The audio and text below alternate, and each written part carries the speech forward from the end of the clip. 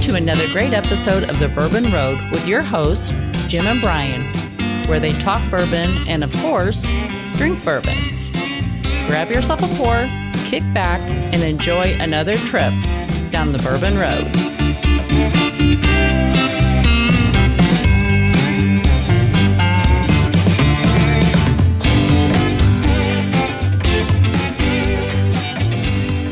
Very excited to have Blanton'sBourbonShop.com as a new sponsor for the Bourbon Road podcast.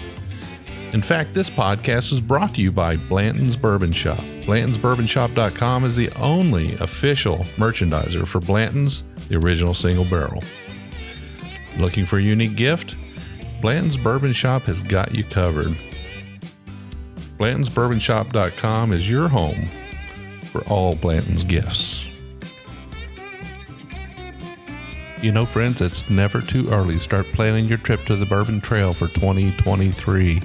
We hope you'll join the Bourbon Road crew as we pull out all the stops this year at Bourbon on the Banks. So mark your calendars for October 6th and 7th, and we'll plan on seeing you in Frankfort, Kentucky. Be sure to listen in during the halftime break for all the details on Bourbon on the Banks.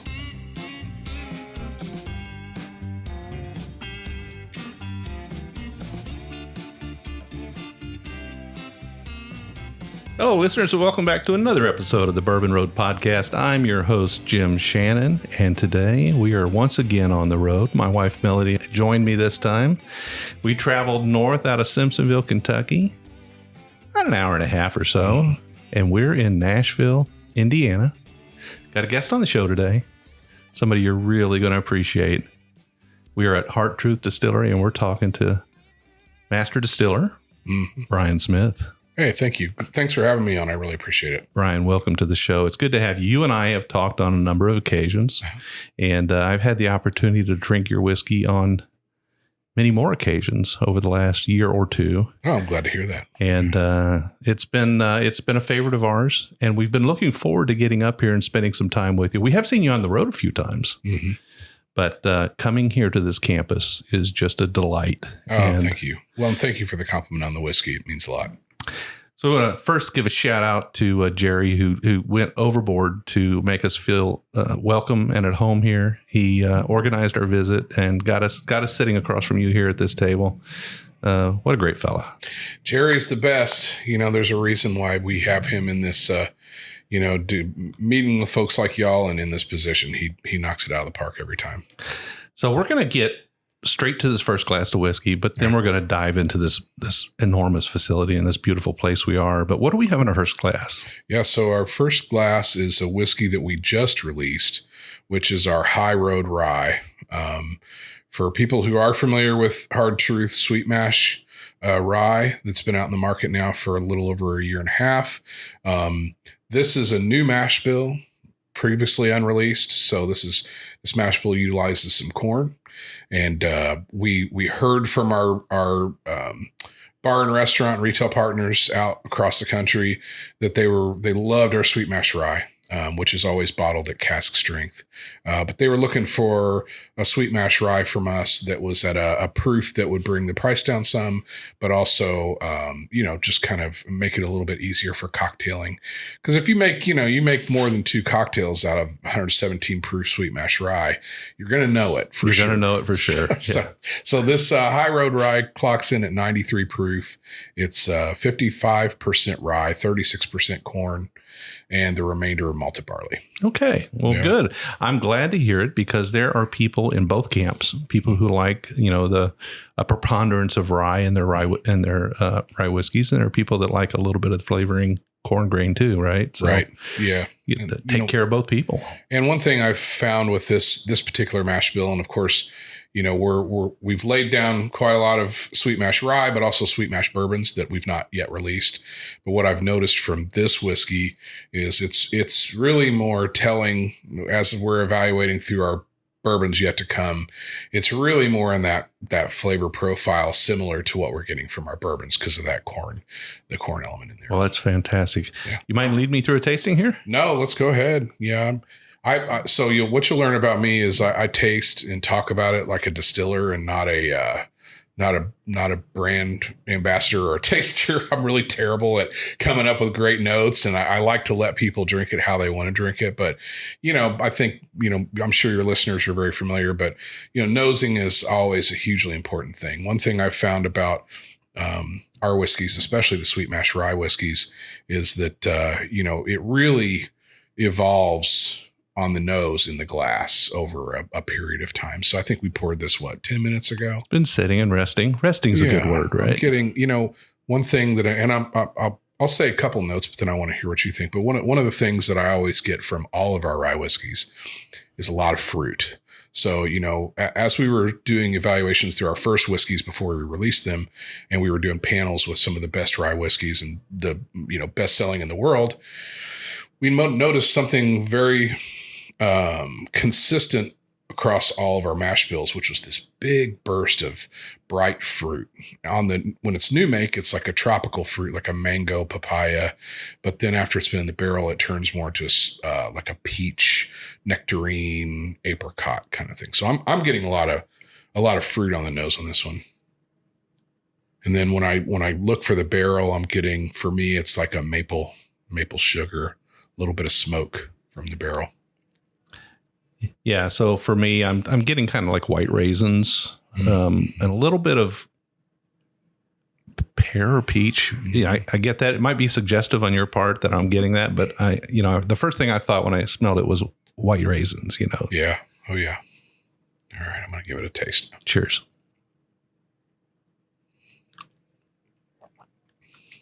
Now that oak really comes across nicely on the palate. It does. I really like that a lot. You know what I like about this particular mash bill? Because I've got several to go through with our rye whiskeys. And with this one, what we wanted to find was which mash bill does best bringing it down to lower proof. And when I say best, for me, what I'm always looking for with our whiskeys is complexity and balance. So I know that's kind of, I'm not unique in that, but that really is kind of my North Star. I always want a lot of complexity, but I also want balance. I don't want it to be overly one thing or the other. So with this one, even at 93 proof, which we started at 115, went all the way down to 90, and we evaluated it at every single proof point along the way. And we didn't dissect from 115 to 114.5, but we did one proof point all the way down. Sure. Did our full evaluation panel. And as the most, the amazing thing about whiskey is you'll do your evaluation, then all of a sudden there's this like sweet spot, right? Significant break in flavor. It's incredible. Yeah. And, never forget my statistics class, and you learn about statistical significance. So with our evaluation panel, we do a double blind. We don't lead anybody. We don't have anybody talk. They taste at different times of the day. But then I look at those sheets, and sometimes there are very clear, statistically significant upticks that happen. And with this one, between 92 and 94, we had everyone said, started reading off all these complex maple sugar, smoke, apricot. And so that's when Chris and I then went 92, 93, and 94, and 93 was by far the best. Awesome. For us. The scientific method, but the human element, right? Because for sure, every palate's a little different. So if you gather a bunch of different palates together and you get consensus, that's a good thing, right? It is. I mean, I think one thing that you have to follow when you're doing this is you have to trust your gut, right? You have to trust that what you like, the consumer's going to like, or else you shouldn't be in the business of doing it. But so we always stay true to that. I'm never shaping a flavor to meet something that I think somebody else is going to like. It's what I like the best. But then getting confirmation of that, I've got a good group of folks down in Kentucky and also in Indiana and some in Tennessee that are good friends of mine, where before we release a whiskey, I do a gut check. I don't say anything about I'll say rye or bourbon or whatever, but then I'll send it to them. And all I say is just give me your thoughts. Right. And so getting that confirmation through either, statistical significance or from people who you trust is super important. Absolutely. And they're brutally honest sometimes too. Oh yeah, for sure. for sure. As they should be. Yeah. And I'm sure that's a thing that goes both ways. You probably receive samples as well, and I do. You got to give your honest opinion. Right. Well, and I mean, that's the thing. If people, we can get people to shine us on all the time. I want the people that say, I like this and I like this about it, but I don't like this about it. That helps me out tremendously. Because a lot of times you can adjust those things through proof. Sure. Well, this is tasty, and we'll keep sipping on it as we start to dive in a little bit, into hard truth. And we like to kind of spend the first half of the show kind of reliving the history of who we're talking to, both you as a member of the company and your history here, and as well as the brand itself. And kind of we're in Nashville, Indiana, and there's probably a good number of listeners. We've got listeners in all 50 states and 40 countries. So wow. I guarantee you there's a portion of those people that say, Nashville, Indiana, where's that? They have no clue. Yeah. So a little background on Nashville, Indiana. Sure. So Brown County, where Nashville sits here in Indiana, is a very unique, geographically, it's a unique place in Indiana. If you come visit Indiana, coming from Chicago or from the northeast corner of Indiana, you're going to encounter a lot of cornfields. There's kind of a joke about there's, more than corn in Indiana. And then people know the Indy 500 race, right? And that's pretty much what they know. So I grew up in Evansville, which is down on the Indiana-Kentucky border, southwest border, down in Indiana. And down there, it's a river town, so it's still kind of flat. But there's this cool little segment from Bloomington over to Columbus, Indiana, and then it kind of goes north and south as well, with a lot of deep, lush hardwood forests, big hills and hollers, kind of like the foothills of Appalachia. It's a shockingly beautiful place for anywhere in the world, but especially in Indiana, when you're driving through and then you come here, you're like, whoa, what's this? So geographically, it's where the Laurentide ice sheet stopped and retreated. So it kind of pushed all this earth up, and then through the retreating ice, there was a lot of erosion. So it carved out these beautiful hills and hollers that are here. But it's also been a kind of a difficult place to live when the settlers were first coming through, because there's really not much in the way of water. A lot of wildlife that they were, back in the day, bears and mountain lions and all kinds of stuff. Sure. So it was a hard living. The old pictures that we have of the folks that first came through here, it's just almost comical. Tough people, though. Oh man, tough people. Yeah. But then what started to happen around the turn of the century was a lot of artists started to locate here because of the beautiful landscapes. So painters, sculptors, blacksmiths, glass blowers. And then, we had kind of the 1960s, where some of these same artists and musicians really landed here and made this their home. Bill Monroe, his music center, the Bean Blossom Bill Monroe Music Center, is here in Nashville, Indiana. There was the Little Nashville Opry, where Johnny Cash played, Willie Nelson played, Hank Williams played. So there's a long history of kind of, rough folks that made a great living here out of the land, and then a lot of great artists and people that appreciate the nature around them to inspire their art. So then fast forward a little bit, now Nashville, the town of Nashville, permanent residents about 900, but we get over 2 million visitors a year through this town. So it's a great little place if you want a little day trip, and you're in Cincinnati or Chicago or St. Louis or, wherever you can, not a day trip, but an overnight weekend. It's a great place to come visit. And you're about an hour and a half north of Louisville. Is that right? And about an hour south of Indy. Correct. Mm-hmm. And then Cincinnati is about a 2-hour drive. And a little bit less. Mm-hmm. Yeah. So right in the core of kind of a big population. You can go even further north and hit Chicago. But this is a destination for a lot of people. It has been for us for years. Yeah. It's a nice place to get away and spend a weekend. Mm-hmm. Beautiful Main Street here. Mm-hmm. I don't think it's called Main Street, though, is it? Van Buren? Van Buren Street. There is a main street that intersects with Van Buren. Okay. Van Buren's kind of the main drag where all the shops are. A lot of bed and breakfasts, great restaurants, wineries. A lot of rental cabins tucked back in the woods on lakes, very, very private. It's really cool. It's really cool. And then you've got also Brown County State Park, which is one of the most visited state parks in the United States. Also, for your folks who might like mountain biking, it's one of the top 5 mountain biking destinations in the country. That's what brought us here the first time. Yeah. So we came here to ride mountain bikes on the trails. Yeah. Awesome. And that's when we discovered what's outside of the Brown County Park, which was Nashville, which is just literally a mile away. So right. Yeah. Great place to come to. Highly recommend it to our listeners if you want to plan a weekend or a week. I would say that this is and the fall's a tremendous time to come here. It's beautiful year round, but I will tell your listeners, fall, it's just absolutely stunning here. But if you want to come in the fall, start planning your stay for next year now, because they definitely run out of rooms. So sometimes folks will end up staying in Columbus, Indiana, or Bloomington, Indiana, during the fall to visit here in Brown County. But if you can stay here, definitely stay here. If not, just come spend your afternoon at Hard Truth. Absolutely. Absolutely. Well, so we got a little bit of history of the place. Yep. Now, what about Hard Truth? Sure. So the business was formed out of a group of entrepreneurs who live here in town and who had started a brewery and a little brew pub.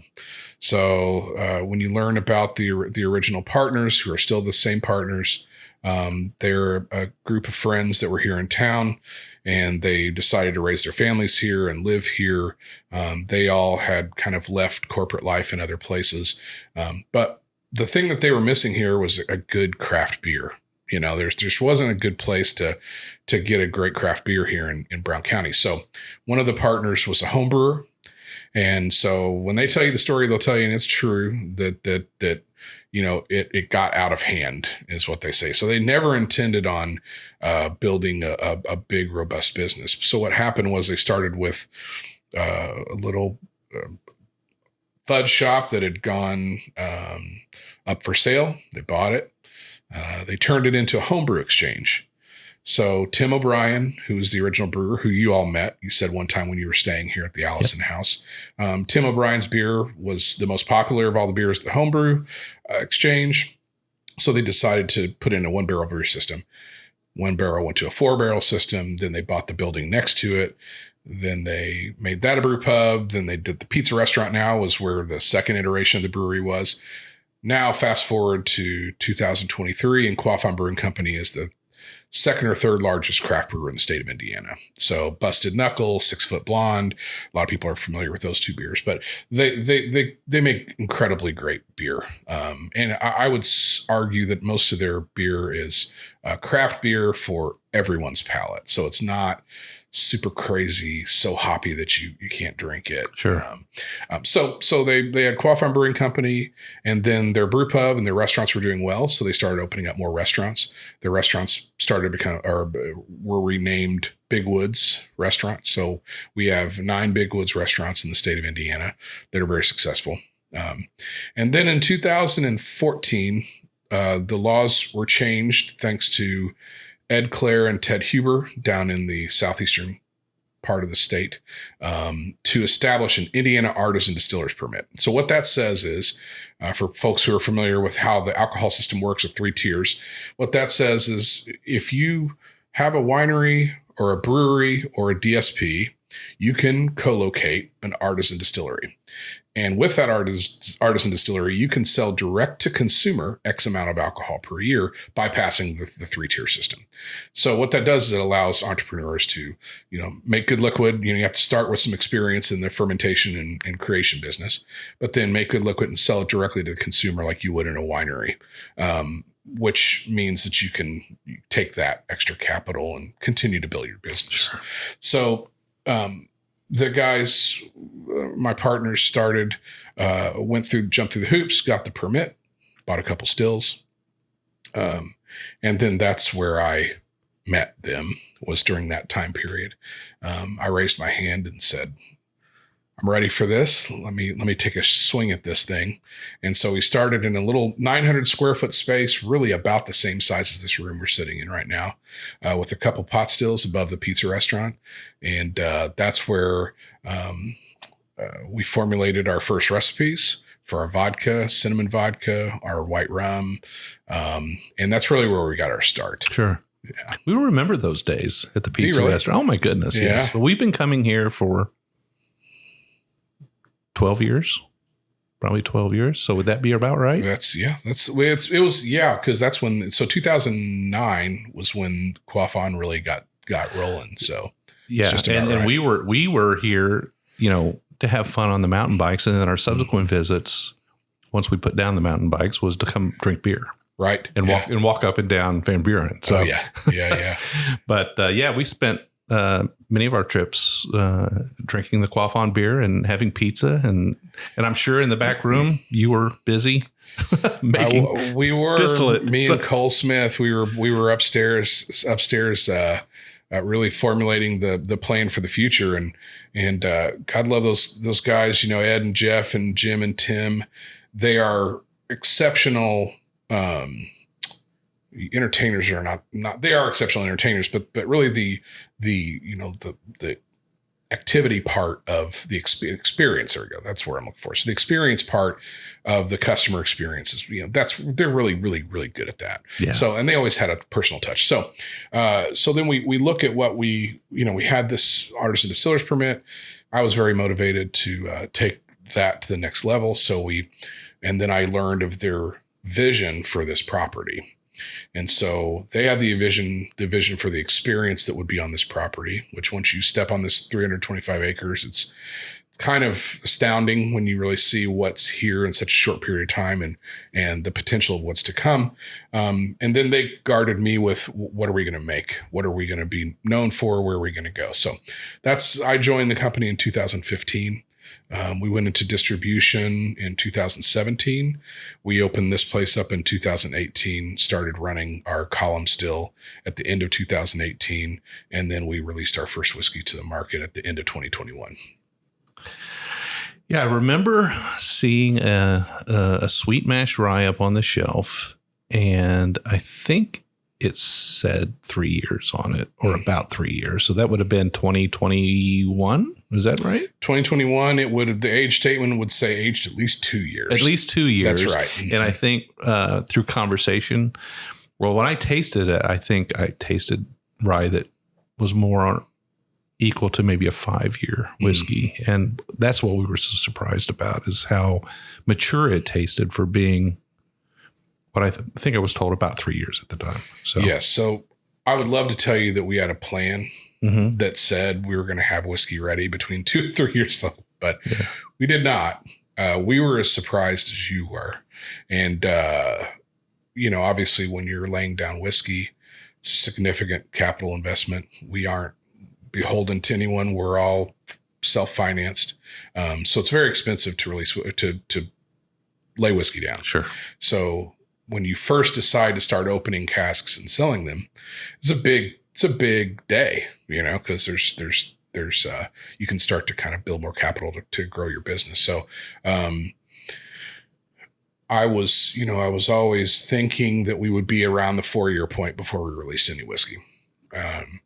But this whiskey, but I do recall when I first was, learned about sweet mash, and I'd met Shane and Pat at Wilderness Trail, and I tasted a whiskey of theirs that was just 2 years old. It was before they had released anything.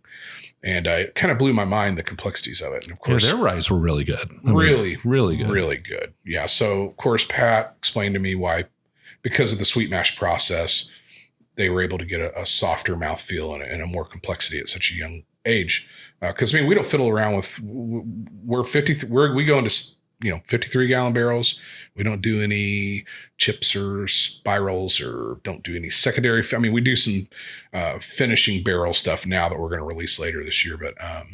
But it's just whiskey in the original cask and taken out. Right. We don't fiddle around with it. So it really is amazing for us and for all the people who like our whiskey, the amount of complexity and taste that we get out of 3-year-old whiskey. And in fact, we get a lot of folks on the interwebs liking to say, "Oh, there's no way that's their whiskey. They're blending in MGP with that."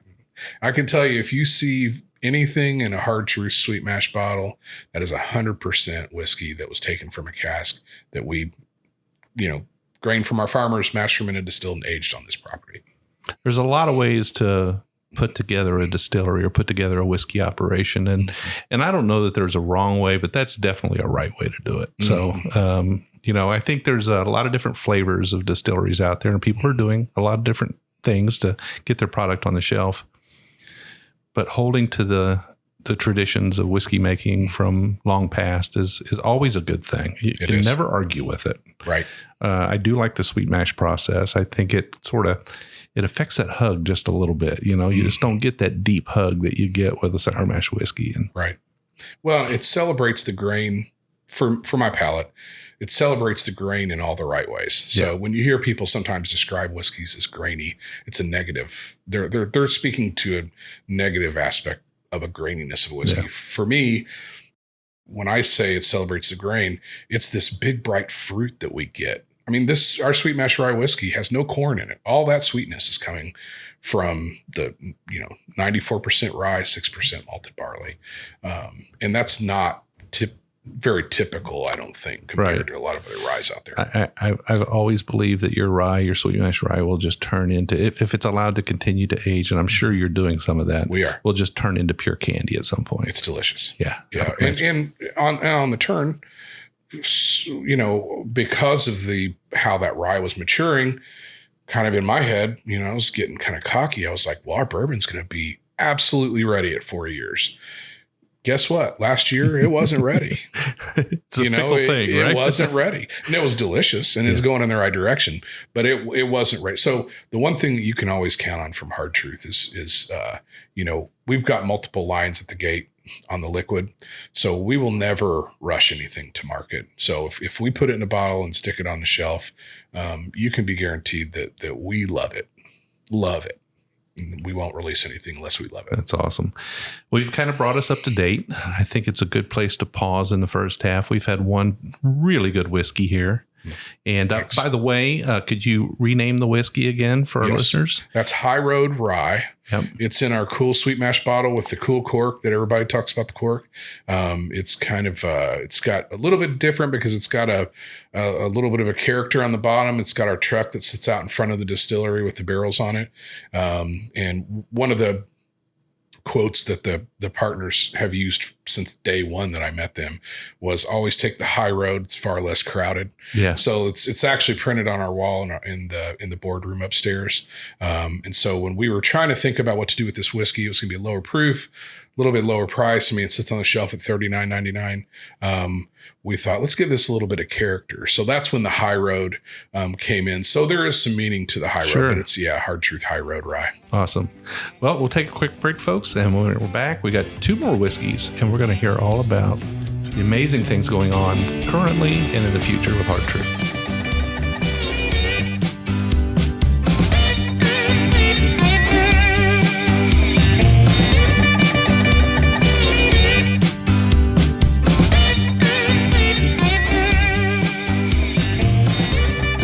For a unique gift, Blanton's Bourbon Shop has got you covered. All of their handcrafted wood products are made in their in-house wood shop with authentic bourbon barrels. Specializing in barrel-aged potent treats, they use Blanton's barrels to age their own maple syrup, honey, and coffee. Find the most unique gift ideas for your golf lover, cigar connoisseur, avid coffee drinker, and Blanton's fan. Want to win an authentic Blanton's Barrelhead?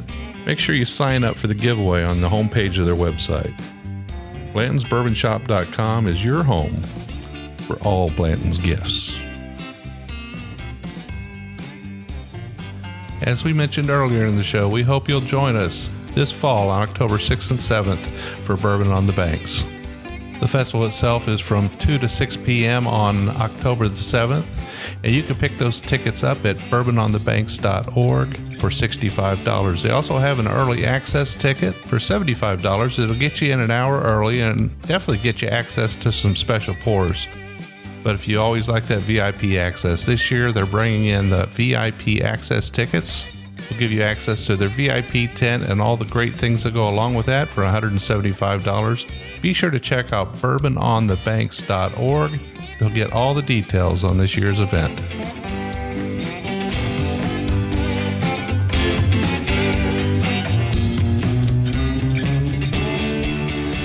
All right, folks, so we are back, and we managed to get through that first whiskey. We got another one in our glass this time. Oh, yeah. What do we have in our glass? So this is our sweet mash rye that folks that are familiar with seeing our whiskey out in the market. This is, I'll back up for a second. When we first released our rye, I just knew that everybody wanted to know our internal code, RW1. And so we started by differentiating our different mash bills by those codes.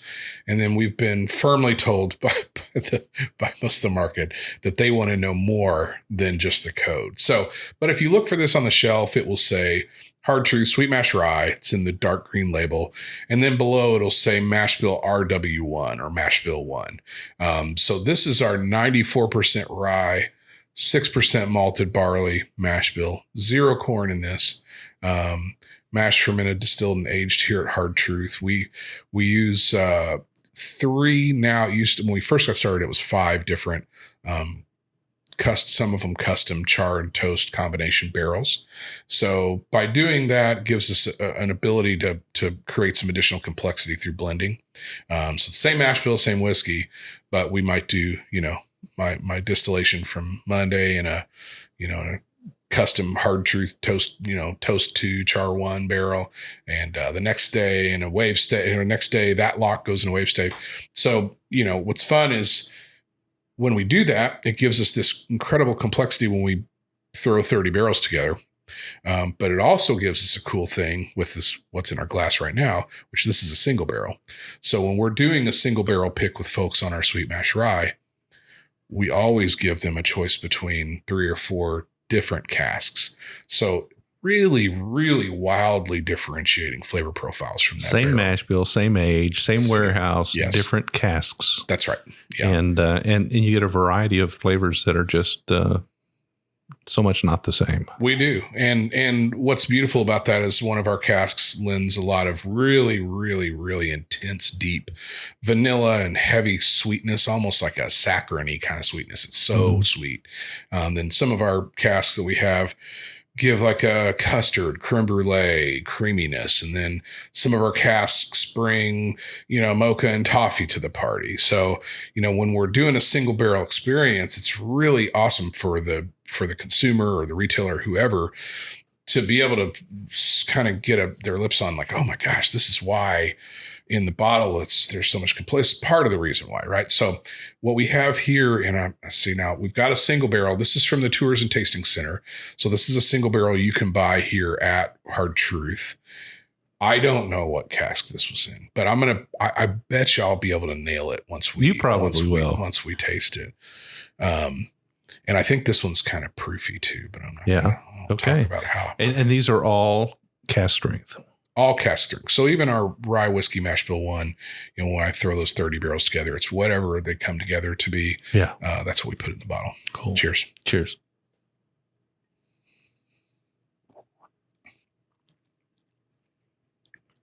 Well, I like the finish on that one.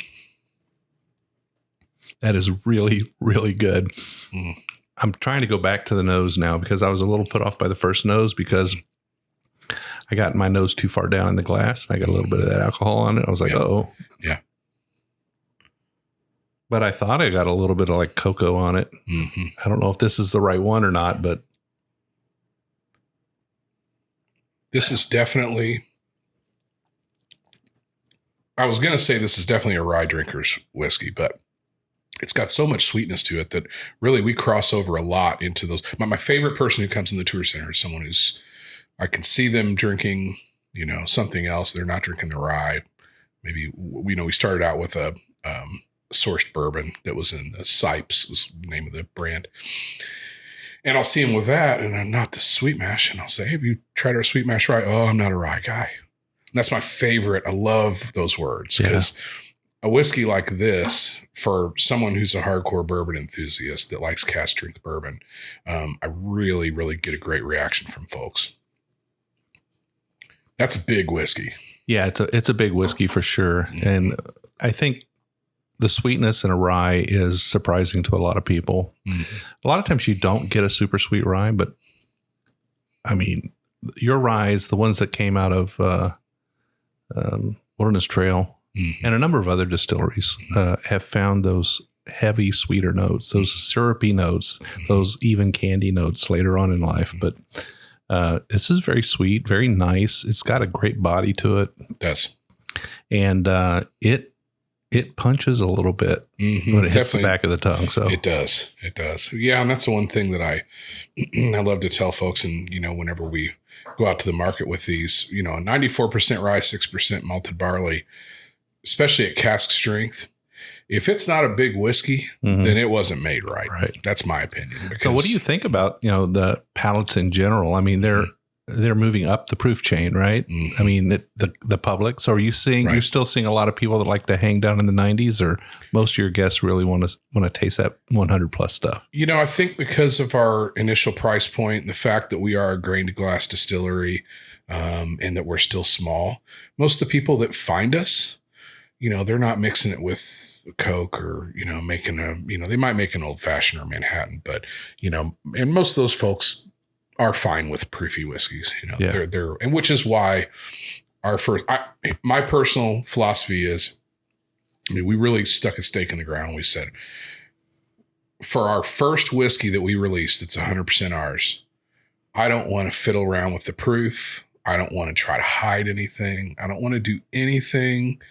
I want to take the honest whiskey that we made, blend the casks together, put it in a bottle, and let the consumer decide what they think of it. So I think it's the most honest way to put your whiskey out in the world. I think it's funny that you say you're a little distillery or a small distillery, because when you come here, that's not what you see.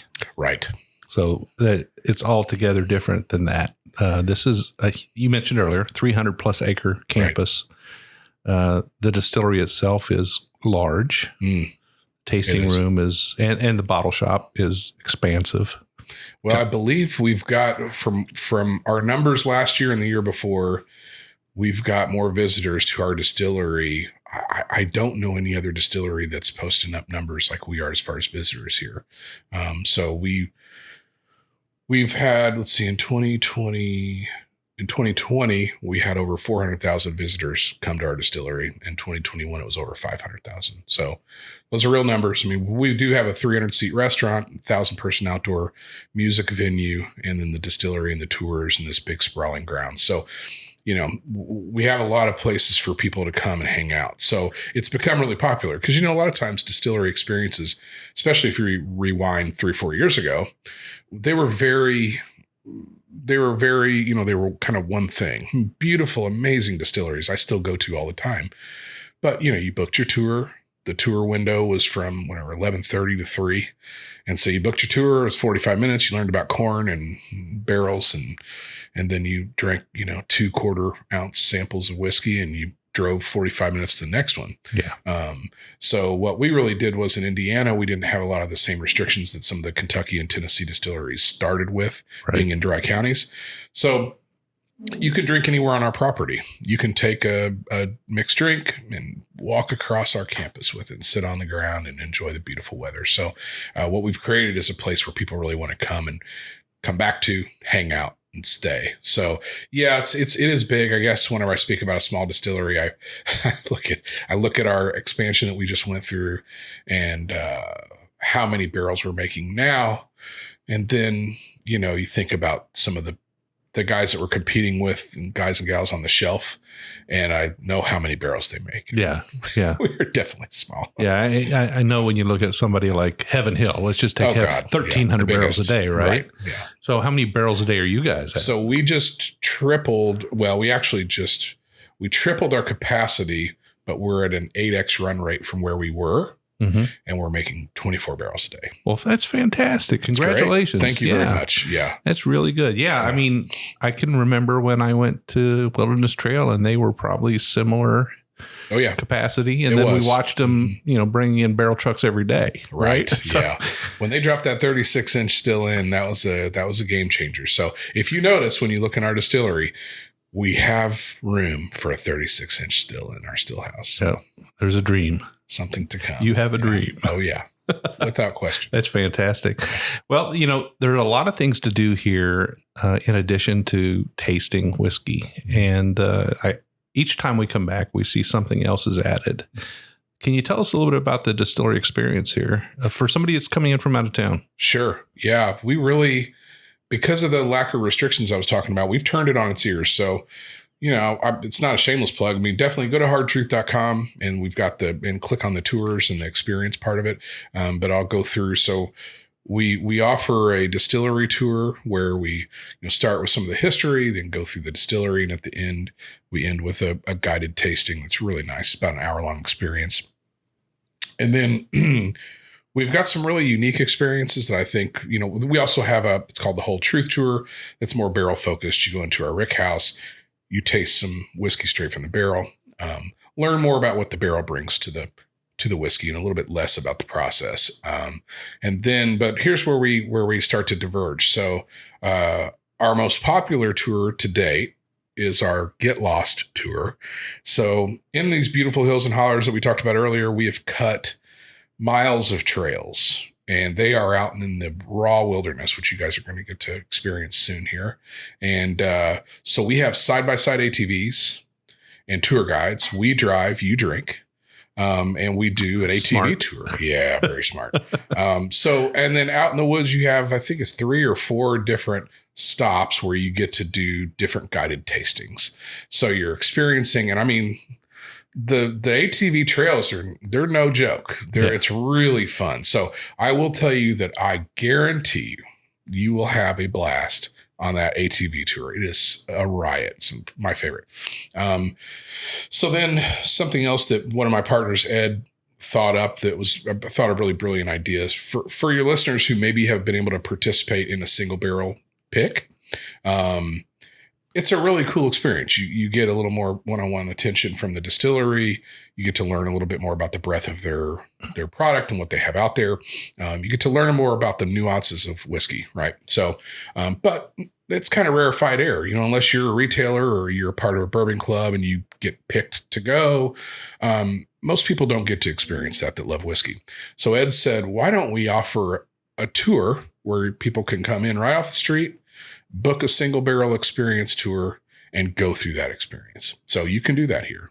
So you can come in with a group of friends, by yourself, however you want to do it. Book the single barrel experience tour. You come right down to this room that we're sitting in. You have a tour guide go through, I think it's 4 barrels. And then you choose which one is your favorite. And then as a part of the tour cost, when you leave, you get a bottle of that single barrel. Oh, fantastic. Isn't that cool? Yeah, that's really great cool. idea. Really. So those kind of innovative ideas are part of that experience that I was talking about earlier that my partners are really so good at. And then we have a new experience that just got added that just hit our socials yesterday, which is so I know this is all about whiskey, but for people, if you don't know, we make a toasted coconut rum that is absolutely ridiculously delicious, and it crushes everywhere it goes. So we have a lot of people who know us only for that. And so we're very proud of that rum. And we had to build a new lake for some additional water on the property. And so, of course, my partners with the big ideas looked at that lake, or actually they looked at a dirt hole and said, we've got to have tiki boat tours in this lake. So as of yesterday, the Hard Truth Tiki Boat Coconut Rum Tour is live. You can book it. And tour guide takes you down. We built a tiki bar on a pontoon platform, and you go around the lake, drink some cocktails, have some fun. It's a kick in the pants. How fantastic is that? How fantastic is that? Tour. So a little bit of everything out here. Yeah, playing some music. I'm sure the music is appropriate for the tiki boat. Absolutely. Yeah, absolutely. Well, I'm really enjoying this whiskey. How about you, Melody? Mm-hmm. Yes, she nods yes. She's having a good time too. That was proof. We're going to have to go look at the proof on that. It's good. It's sneaky. I'm sure it's drinking under what it is to me, but I feel like that just from my evaluations, I feel like I know where this one is proof wise. We're talking about tiki boats, so I'm starting to pick up a little coconut in this bourbon. I love that note. Yeah, I love coconut. And I think it's the bottle to the right. Yeah. All right, so now I've got the bottle. All right, You want to play the game of guess the proof? Guess the proof. I'm going to guess the proof at 114.8. 127.2. Oh my goodness. Wow. It's a big boy. Yeah, it is. I probably should have went higher because it got a hold of me when I first sipped it. But I've been sipping on it here for a few minutes. So, well, that's good for 127. For folks that like the proofy whiskeys, definitely come in. And this one, I'm not sure how much they've got left of this. We just sent this to them, I think, last week. So it says Sweet Mash Rye, single barrel, and it says tours and tastings as the customer for that one. And your entry proof for your rye whiskeys? So when we first got started, so these whiskeys that we're drinking through today, when we first got started, we were really running our column still more like a batch still. So, continuous column really is designed to just run continuously. Right. When you run it continuously, as you're collecting your whiskey, you move it over to a barreling tank, knock the proof exactly where you want it, put it in the barrel. When you run it as we were running it at first, which was we would do, we'd make mash, we'd ferment it, then we would run that mash through the column until it was out. Then another 24 hours, then we had another day before we started back up. So As we collected that whiskey, fermentation was a little bit better, a little bit worse. There's a lot of variables, what starch content of the grains, all that kind of stuff. So we would end up with, as far as proof gallons, a different amount for each one. So then what we would do is we would be somewhere where we couldn't decide between, I'm going to do 7 barrels of this or 8 barrels. It was going to be 8 barrels.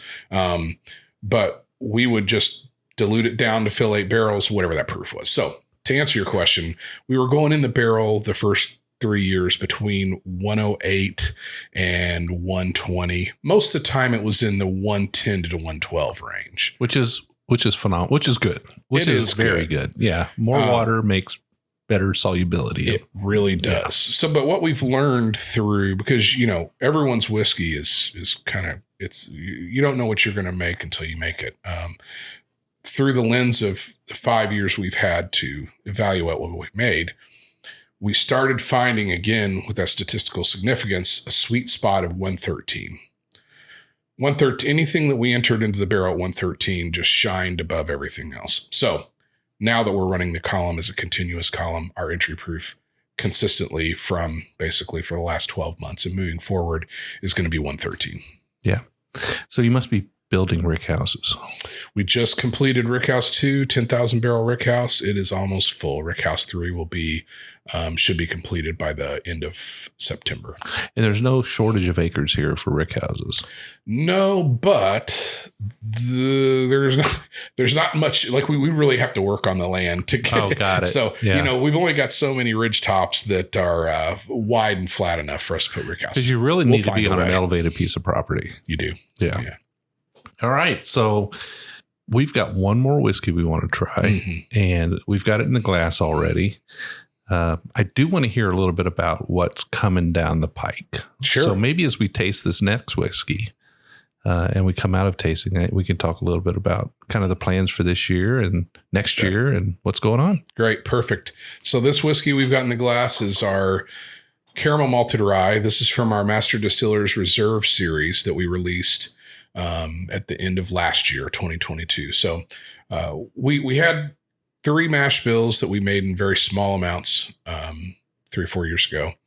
And we wanted to kind of see how they would do, because they were, we utilized some beer grains. So caramel malted barley instead of just plain distiller's malt, and then chocolate malted barley, and then malted rye. So, I only had a couple, like 100 barrels of each. So we decided, all right, let's do a reserve series and just, blend together about 10 barrels of each and release it as a limited release. So we did that last year. Very, very successful. This particular one is our caramel malt. So it's does have some corn in it. So I think it's about 53% rye, 36 corn, and I think 11 caramel malted barley. So malted barley, when they sprout the barley and then they kiln dry it. But then at that point, it's kind of like a blonde roast coffee, right? So if you think about those grains of malted barley, it's kind of like a blonde roasted coffee. If you keep applying heat and time, then it starts to caramelize those sugars and starts to get darker and darker and darker and darker. So you go from a pale to a caramel, dark caramel, milk chocolate, dark chocolate. So, and the flavor is very, I mean, you can taste it in the, in the grain. Yeah. So when you, like, we've got a chocolate malted rye out in the market, and, you know, it's like espresso and Dutch cocoa. It's delicious. This one is caramel malt. I think out of the three, this is my personal favorite.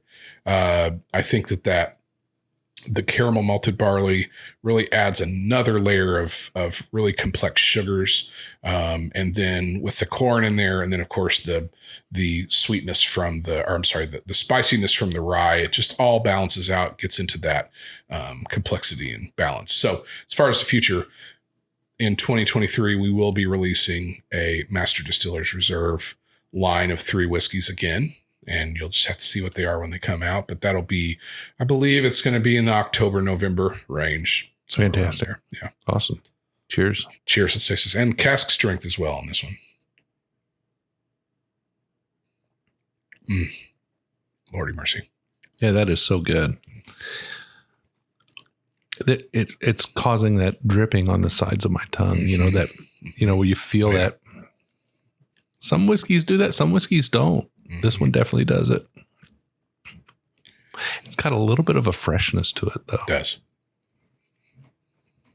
Yeah, I really like this whiskey. I'm not great on descriptors, but I get kind of like a sweetness, the same kind of sweetness I get with ice wines, or those, you know, those really overly fermented grapes that they press in to make ice wine.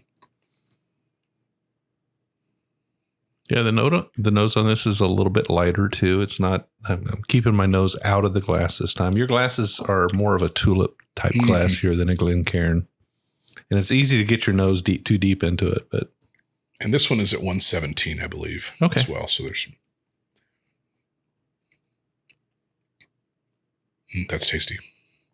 That is very good. Yeah, I did brew beer myself for a while, and I remember all the different malts, the crystal malt, the chocolate malt, the caramel malts, and I haven't done it in a while, but it's nice that you're able to marry those two because they're very similar. You know, making beer is making beer, whether you're making it to drink directly or if you're making it to distill. The process is not all that different, minus the hops, right? That's right. But the experience that comes from the beer side of things can definitely give you some tools to play with, right? Well, first of all, we call our brewers quitters because they're just not done yet in our eyes. There you go. They made the beer, but they're just not done yet. No, our brewers are extremely talented craftsmen and women, and I will tell you that the attention that you have to pay in the, there's a lot of delicate art to making whiskey, but the mashing and fermentation part of making whiskey is far more, bashing it with a hammer versus, with beer making, it's more like playing the violin. I mean, you have to be so attentive to hygiene, everything has to be passivated, has to have a closed system. And the temperature, between a degree of temperature makes a heat, if you brew beer. Yeah. And with distilling, especially making whiskey, it's a lot more like, let's get that grain in there and give it some aggressive yeast, and let's squeeze every bit of alcohol out of that grain that we can. Now, the different yeast strains bring you lots of different flavor, and your fermentation temperatures make a big difference. All those things matter, but you're fermenting from all the way to 0 bricks in 3 days. Yeah. With beer, you got to leave some sugars behind to give the beer body. And you're talking about sometimes, 2-week fermentation or longer for lagering. So, so there are definitely some similarities, but I give a lot of big respect to our brewers. It's a very, very delicate process. So coming down the pike, we've got some limited releases related to sort of grain mash bill changes. Yes, we also have some releases that are coming with barrel finishing. Yes. So we've worked with our guy I hired a while back named Chris Moore, who has done a little bit of everything in the distillery, paid his dues, but he came from the wine world. So he's got a really, really great palate for wine. I know you all spent some time with Chris, great, very smart person and great palate. So Chris and I kept talking about, all this finishing stuff that's going on in the whiskey world, Sauternes finish, sherry finish, rum cask finish. It's just endless. And it seems like everyone's doing it. I've tasted some that I really like a lot. I've tasted some that I really didn't like very much. I've tasted some that I promise you they've poured the barrel that they say is in there. They've poured some of that liquid into They didn't empty the barrel before they used it, right? But regardless, Chris and I were fascinated by it. We were like, oh man, we got to start doing some barrel finishes. So, I've got my little scratch pad and he's got his, and I love this about Chris is he's so relentless. He kept coming to me, well, I was thinking about this kind of blend, and we'd get a Sauternes barrel and it would match it in this way. And I'd always say, Chris, I believe you. And I think that sounds amazing. But we got all this other stuff happening. And so basically it kept falling at the end of my list of things to do. And so finally, I thought, you know what? I'm going to give Chris a little bit of ownership here to get this going. So really Chris Moore, gets a lot of props for putting this program together and really pushing us to do it. And he and I evaluate everything going in, the blends going into the barrels, and then, what comes out, we do together. So we are going to have a release later this year, and we aren't talking about it yet, but you'll keep your eye out for it. And it's going to be called our Barrel Finish Reserve series. So it's going to be, I'm telling you, that liquid is absolutely stunning. Well, fantastic.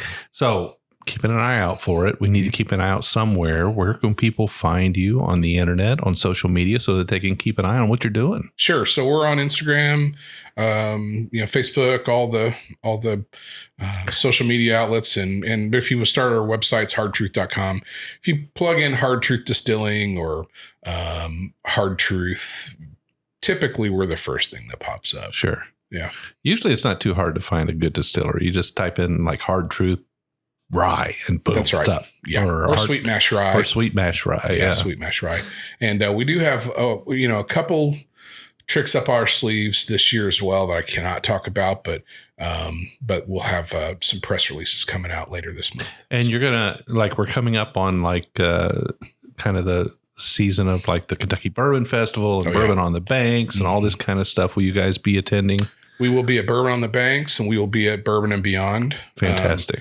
Well, gosh, we're going to be at most of the festivals, and thank goodness that I get to come on here and talk about this stuff like I'm the one that's responsible for it. But I can tell you that I am a very small cog in a very large wheel of really passionate, talented people who believe in what we're doing and who work incredibly hard to get it done. So, we've got folks, doing all these festivals. I go to a lot of them.